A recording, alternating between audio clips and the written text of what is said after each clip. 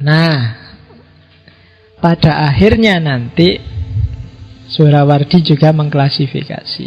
Dari cermatan saya, ada orang-orang yang dekat dengan Allah sehingga cahayanya terang, ada yang agak jauh dari Allah.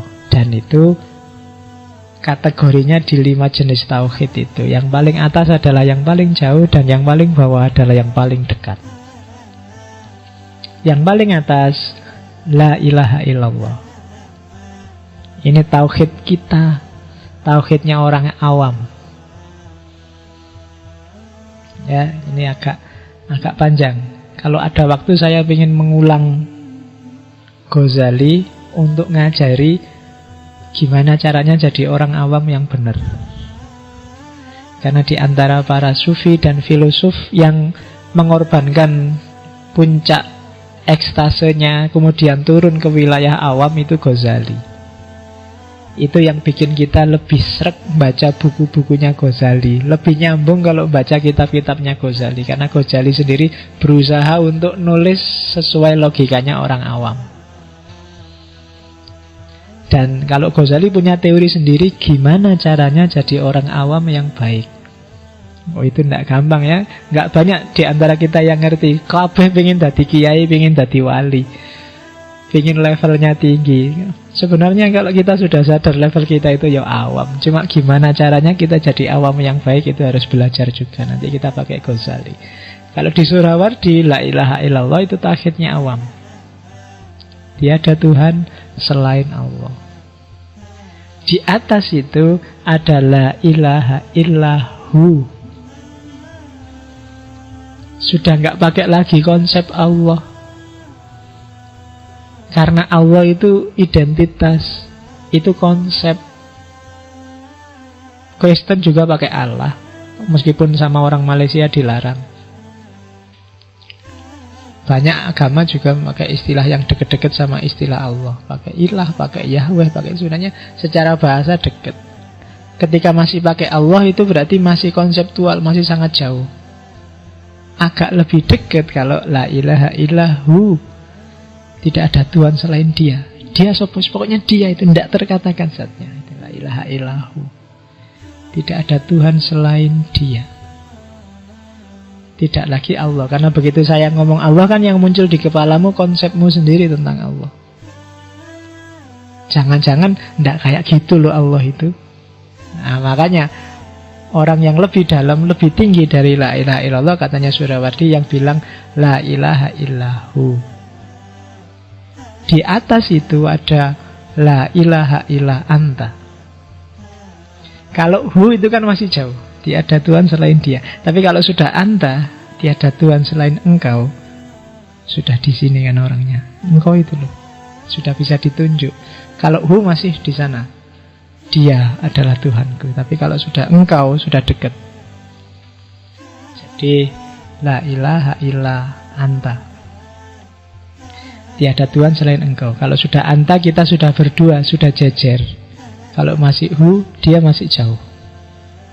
Ada lagi level lebih tinggi dari itu. Ini para sufi biasanya la ilaha illa ana. Itu Al-Halaj dan kawan-kawan kan ngomongnya kayak gini, seperti tak jelaskan minggu lalu.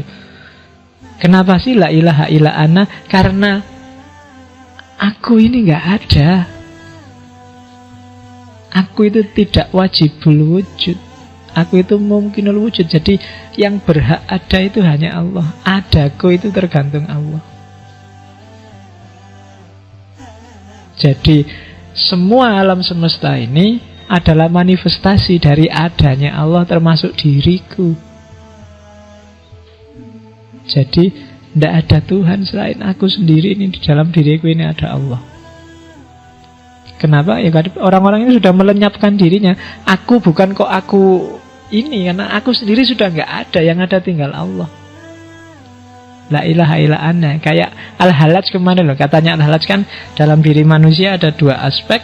Ada aspek manusiawi namanya nasut, ada aspek ilahi namanya lahud. Orang-orang ini sudah membuang nasutnya, semua dimensi kemanusiaan tak buang. Kenapa? Karena aku sedang gabung dengan yang sejati. Ketika nasutnya disingkirkan, tinggal lahudnya. Kalau tinggal lahudnya, Allah bisa masuk. Kita kompatibel sama Allah sudah nyambung. Ketika masih ada nasutnya, nggak bisa kita nyambung sama Allah. Tapi begitu nasutnya disingkirkan, nafsu, materi dibuang semua, yang tersisa tinggal lahudnya. Kalau tinggal lahudnya, Allah bisa halah, bisa masuk. Itu kan yang disebut ajaran khulul. Allah bisa masuk dalam diri kita. Masuk dalam diri kita itu sebenarnya cuma istilah, karena kitanya sendiri sudah nggak ada. Itu kayak setetes air yang dibuang ke lautan. Air gabung, laut gabung sama setetes air, ya otomatis jangan dicari lagi setetes air itu, dia sudah hilang. Yang ada tinggal lautannya. La ilaha illa ana. Cuma yang ini kalau kedengaran ahli fikih, nah kamu bisa dituduh murtad, dituduh kafir. Dan itu yang terjadi pada para sufi. Ya kalau Al-Halaj kan nanti punya murid Siti Jenar ya nasibnya sama kayak gurunya di Indonesia, dihukum mati. Tapi di atas la ilaha illa ana adalah tidak ngomong apa-apa. Sudah habis, sudah hilang semua, sudah. Tidak ada engkau, tidak ada aku, tidak ada dia, selesai. Sudah lebur semuanya dalam eksistensi Tuhan. Itu jadi puncaknya justru diam. Sudah tidak bisa lagi diomongkan dan tidak mau ngomong apa-apa lagi. Sudah selesai dengan kata-kata, selesai dengan logika, selesai dengan bahasa. Sudah tidak butuh apa-apa lagi. Itu puncaknya tauhid.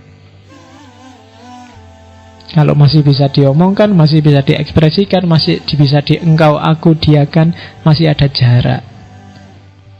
Termasuk ketika masih ada ana, masih ada aku, masih ada jarak. Puncaknya justru tidak usah ngomong apa-apa, sudah habis, selesai semuanya, tinggal Allah saja. Aku yang ngomong ana juga sudah nggak ada, sudah habis, sudah hilang. Nah, itu puncaknya tauhid. Apa sih aku ini, siapa sih aku ini, wong aku ini nggak apa-apa, harusnya sudah habis dari dulu kalau Allah nggak ngizinin aku, jadi selesai. Nah itu tauhid yang paling atas, tauhid yang paling tinggi. Ya kalau kita sih masih yang paling tinggi yang di sana, yang paling rendah maksud. Bukan yang paling tinggi di sini. Jadi masih la ilaha illallah. Karena dalam prakteknya ya mayoritas di dunia Islam ya la ilaha illallah yang itu. Kita hu aja belum. Karena kita masih secara konseptual ya kita masih jauh sama Allah. Kan ada guyonannya gitu kan, agama Islam itu adalah agama yang paling jauh sama Tuhannya. Yang lebih dekat dibandingkan Islam itu orang Hindu. Kalau orang Hindu itu lebih dekat karena Tuhannya dipanggil Om. Om itu lebih dekat. Tapi kalah dekat sama orang Kristen. Kalau Kristen Tuhannya dipanggil Bapak. Kalau Hindu Om, kalau orang Kristen Bapak. Orang Islam paling jauh. Kenapa paling jauh? Karena manggil Tuhannya aja pakai speaker keras-keras tiap hari 5 kali. Iya, jadi keras manggilnya, jadi harus orang sak kota kedengaran karena Tuhannya jauh.